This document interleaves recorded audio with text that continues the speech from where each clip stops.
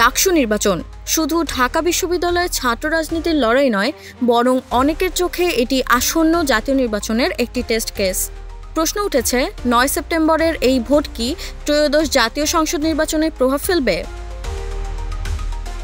১৫ বছরের একতরফা শাসনের পর অন্তর্বর্তী সরকারের অধীনে যখন সংস্কার প্রক্রিয়া চলছে, তখনই হচ্ছে এই নির্বাচন।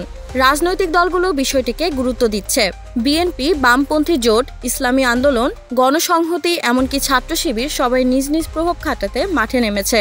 ঢাকার নীলক্ষেত, চাংখারপুল, নাজিরাবাজারের হোটেলগুলোতে প্রার্থীদের খাবার দাবারের ব্যবস্থা, প্রচারণায় টাকা খরচ সব মিলিয়ে উত্তাপ ছড়াচ্ছে নির্বাচনী এলাকা। তবে সবাই একমত নন। প্রবীণ রাজনীতিবিদরা বলছেন, ডাকসু নির্বাচনের প্রভাব জাতীয় নির্বাচনের সঙ্গে তুলনীয় নয়।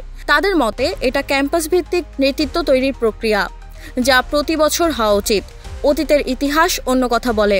পাকিস্তান আমল থেকে ভাষা আন্দোলন, গণ অভ্যুত্থান, মুক্তিযুদ্ধ সব ক্ষেত্রেই ডাকসু নেতৃত্ব ছিল সামনের সারিতে।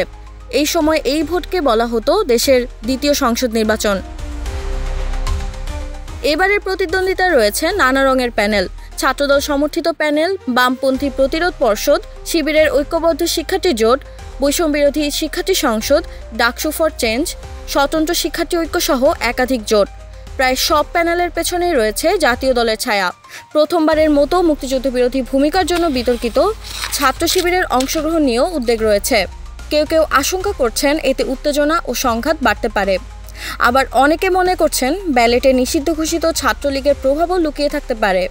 সাবেক ভিপিরা বলছেন, ডাকসু নির্বাচন শুধু বিশ্ববিদ্যালয়ের কার্যক্রম নয়, বরং জাতীয় নির্বাচনের ভবিষ্যৎ নেতৃত্বের কারখানা।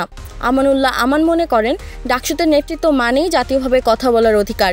অন্যদিকে মান্না মনে করেন, এবার তেমন জাতীয় প্রভাব নাও পড়তে পারে। ওদের স্বপ্ন পূরণে পাশে থাকতে পেরে আমরা গর্বিত।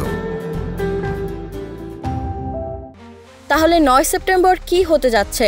এটা কি শুধুই ক্যাম্পাসের ক্ষমতার লড়াই, নাকি জাতীয় রাজনীতির পালাবদলের ইঙ্গিত?